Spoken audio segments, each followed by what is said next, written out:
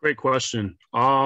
Huge mental and emotional impact when you put on this uniform every day and go out there and not know what you're going to face from 1 minute to the next. Um, I've been on the job almost 14 years now, and some of my better moments have been just purely giving someone directions and helping them. Not it being so much a police law enforcement enforcing of rules, but providing a solution to their problem.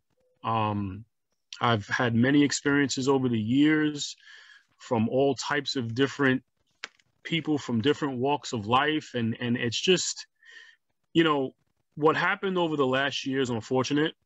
I think what we all need to realize is no matter what uniform I put on or what department or profession you work in, we're all human beings.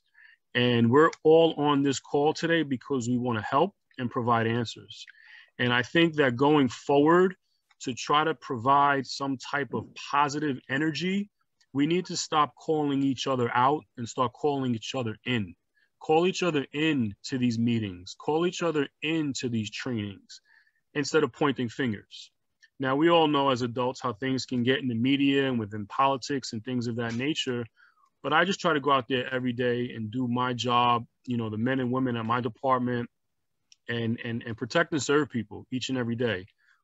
We work at transportation facilities for the most part. So we deal with people from all walks of life, genders, creeds, race, people that don't speak the language. I mean, just communicating with someone who doesn't speak English, and I don't speak their language, but we speak a universal language of compassion. You have an issue and I'm trying to help you. Mm-hmm. But again, unfortunately, what happened last year, to speak to the good doctor's word, perception. Unfortunately, some people felt that they were going to take the perception that police officers are all bad, and we're not. I'm a father, first and foremost. I'm a husband, first and foremost. And I don't do my job with any malicious intent in my heart. As I've grown older and I become a father and a parent, I look at things a lot differently, especially with the youth. I try to stay young and identify with them and really try to engage them to lower those perceptions.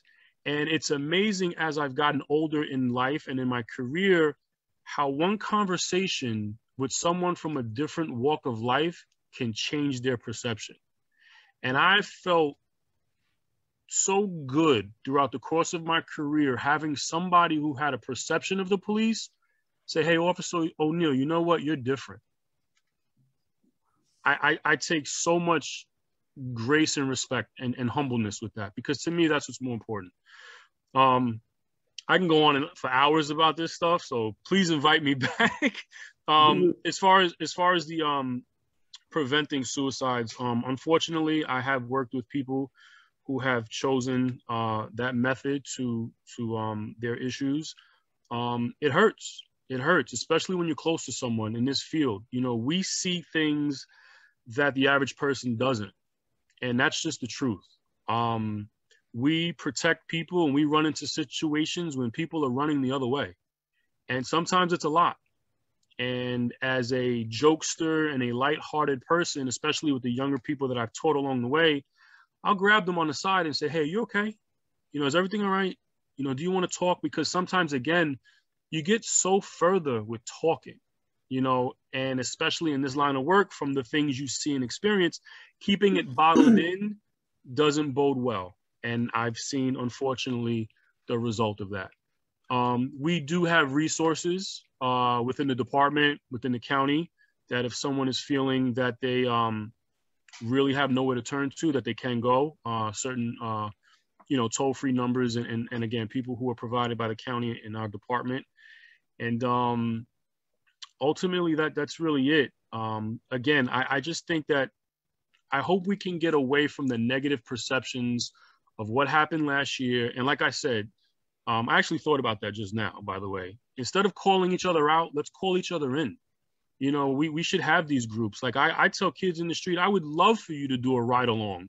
Call my lieutenant and set it up. You are more than welcome to see what I do each and every day and how I help people. And the 30-second clip that you see on the news of somebody making a bad decision, that's not usually the extent of how it goes. You know, yes, we work in a field where I have to make split-second decisions, sometimes life decisions.